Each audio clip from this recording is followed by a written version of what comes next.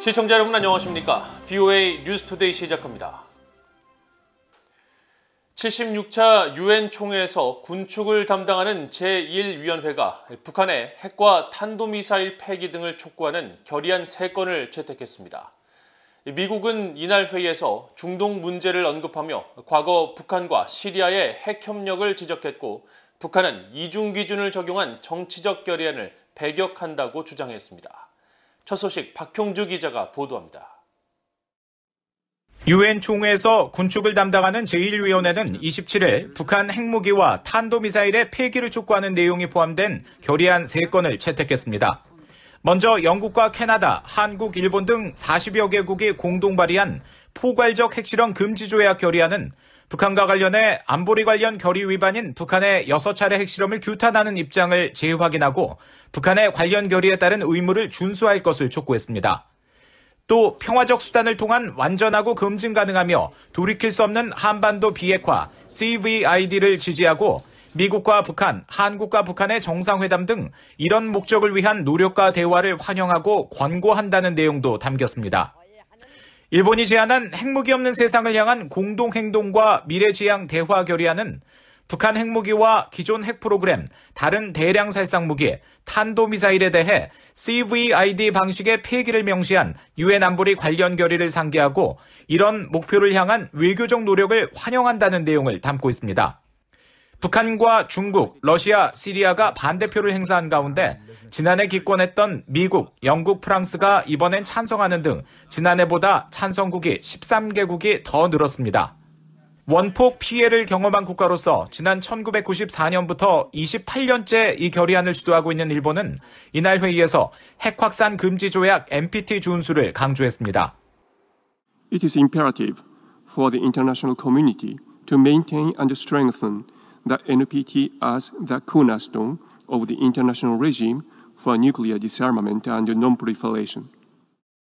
오스트리아와 아일랜드, 뉴질랜드 등 11개국이 공동 제안한 핵무기 없는 세상을 향한 결의안도 찬성 135, 반대 34, 기권 15로 통과됐습니다.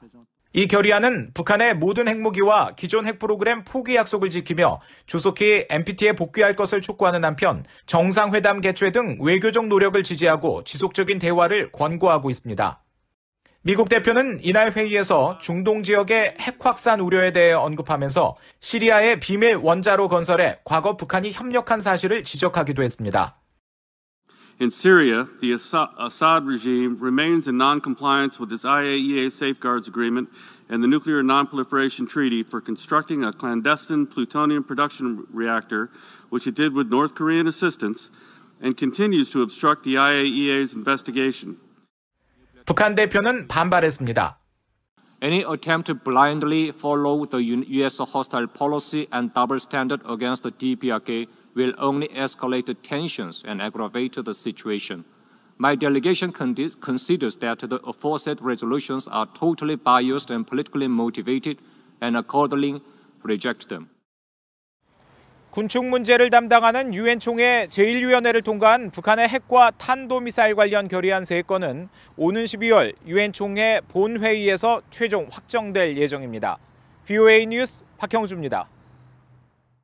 유엔 총회 제3위원회에서는 북한의 심각한 인권 상황을 규탄하는 북한 인권 결의안이 제출됐습니다. 올해 결의안은 코로나 팬데믹 등 인도적 상황 등에 초점을 맞춘 것으로 전해졌는데 한국의 북한 인권 결의안 공동 제안국 참여 여부가 주목됩니다. 김영권 기자가 취재했습니다.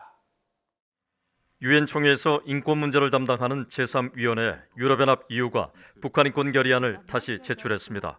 크리스토퍼 매튜스 유엔 주재 유럽연합 EU 대표부 대변인은 28일 VOA에 공동 제안국 정부들과 협의를 거쳐 결의안 제출 마감 시한인 이날 오후 1시 전에 북한 인권 결의안을 제3위원회에 공식 제출했다고 밝혔습니다. 유럽연합은 지난 2005년부터 북한의 심각한 인권 상황을 규탄하고 북한 지도부의 개선을 촉구하는 결의안을 제출해왔으며 유엔 총회는 지난해까지 16년 연속 결의안을 채택했습니다.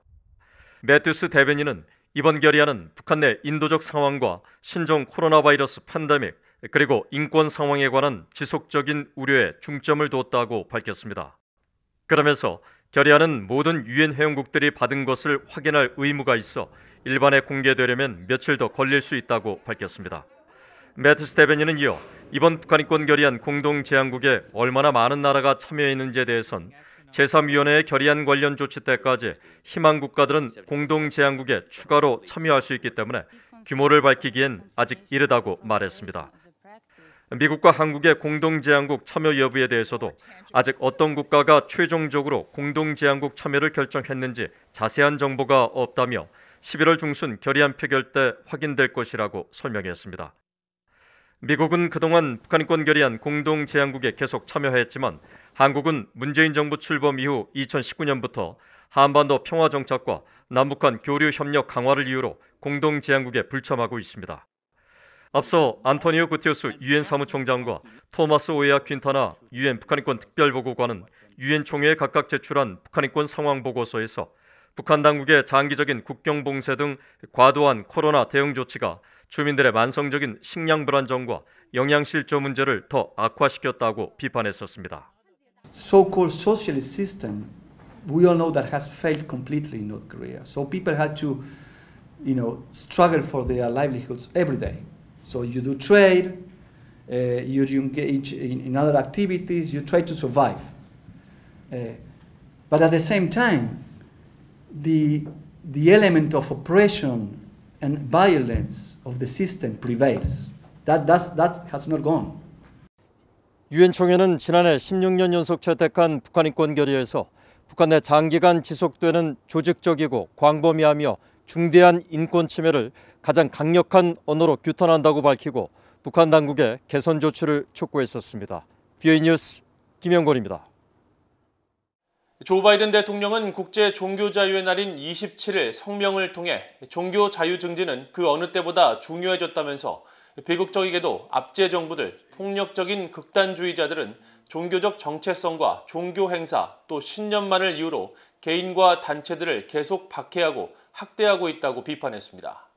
그러면서 종교 자유는 우리의 가장 깊은 가치의 표현일 뿐 아니라 국가 안보의 필수적인 우선 사안이기 때문에 우리는 이를 옹호한다며 국제 종교 자유 또는 신앙 동맹 같은 다자 연합을 통해 전 세계를 계속 결집시킬 것이라고 강조했습니다. 토니 블링컨 국무장관도 이날 성명에서 전 세계 종교자유 박해 도전에 맞서 미국이 국제 종교자유 또는 신앙동맹의 33개의 참여국 등 시민사회, 정부들과의 협력에 전념하고 있다고 밝혔습니다. 한편 미국 대통령 산하 독립기구인 국제종교자유위원회는 27일 화상 청문회를 열어 미국 정부가 표적 제재를 확대해 전 세계 종교자유 신장을 촉진해야 한다고 밝힌 가운데 영국의 민간단체인 코리아 퓨처도 이날 북한 종교자유 침해 보고서를 발표하고 북한 내 가해자와 기관에 대한 표적 제재 강화를 촉구했습니다. 동아시아 국가연합 아세안과 한국, 중국, 일본 정상들이 한반도의 완전한 비핵화와 항구적 평화 구축을 위한 외교 대화 지지와 모든 당사국들의 완전한 유엔 안보리 대북 결의 이행을 재확인했습니다. 이들 정상들은 27일 화상으로 열린 제24차 아세안 플러스 3 정상회의 이후 채택한 공동성명을 통해 지난 4년간 한반도 대화 재개와 평화 프로세스 진전을 위한 모든 관련 당사국들의 노력을 인정한다면서 이같이 밝혔습니다. 이어 지난 2018년 판문점 선언과 싱가포르 공동성명의 완전하고 신속한 이행을 포함해 한반도의 완전한 비핵화와 항구적 평화를 위해 건설적인 협력을 지속할 것을 모든 관련 당사국에 촉구하며 모든 유엔 안보리 결의에 대한 완전한 이행 약속을 재확인한다고 밝혔습니다. 미국과 일본의 북한 핵 담당 수석 대표들이 전화회담을 갖고 최근 북한의 잇단 미사일 발사 등 북한 정세와 미한일 협력 방안 등에 대해 논의한 것으로 알려졌습니다. 성김 미국 국무부 대북특별대표와 후나코시 다케이로 일본 외무성 아시아 대양주 국장은 28일 전화통화에서 지난주 북한에 대한 미한일 협의를 바탕으로 최근 잇단 미사일 발사 등 북한 정세에 대해 의견을 교환했다고 일본 외무성이 밝혔습니다. 또 양측은 북한 정권에 의한 일본인 납치 문제와 핵, 미사일 등 현안 해결을 위해 미일 양자, 미한일 3자 간 긴밀한 협력을 지속해 나간다는 데 뜻을 같이 했다고 전했습니다. 앞서 성김 대북특별대표는 지난 24일 서울에서 노규덕 한국 외교부 한반도 평화교섭본부장과 북핵 수석 협의를 갖고 북한의 신형 잠수함 발사 탄도미사일 SLBM 등 최근 미사일 발사에 대해 국제사회를 위협하는 도발로 규정하고 북한이 불안정한 행동을 중단하고 대화에 참여할 것을 거듭 촉구했습니다. 호주 정부가 북한의 해상 불법 환적을 감시하고 유엔 안보리 대북 제재 이행을 강화하기 위해 해군 함정을 파견했다고 밝혔습니다. 호주 국방부는 28일 성명을 통해 호주 해군의 프리깃 호위함인 HMAS 와라문가호를 일본 주변 해역에 파견해 북한의 해상 불법 환적을 감시하고 억제하는 활동을 시작했다고 밝히고 이번 파견으로 호주는 2018년 이후 6번째로 북한의 불법 환적 단속을 위한 함정 파견 활동을 벌인다고 강조했습니다. 이어 호주는 북한의 완전한 비핵화를 향한 국제사회의 목표를 지지하고 영내 안정과 안보에 전념하고 있으며 호주는 북한이 비핵화에 대한 구체적인 조치를 취할 때까지 대북 제재를 계속 이행할 것이라고 강조했습니다. 일본 외무성도 이날 보도자료를 통해 호주 해군이 일본 주변 해역에서 북한의 해상 불법 환적 경계 감시 활동을 시작했다고 밝히고 일본 정부는 북한의 모든 대량 살상 무기와 모든 사거리의 탄도미사일에 대한 완전하고 검증 가능하며 돌이킬 수 없는 폐기 실현을 위해 국제사회가 일치 단결해 유엔 안보리 결의의 실효성을 확보해 나가려는 노력을 환영한다고 밝혔습니다. 이상으로 BOA 뉴스투데이를 모두 마칩니다. 시청해주신 여러분 고맙습니다.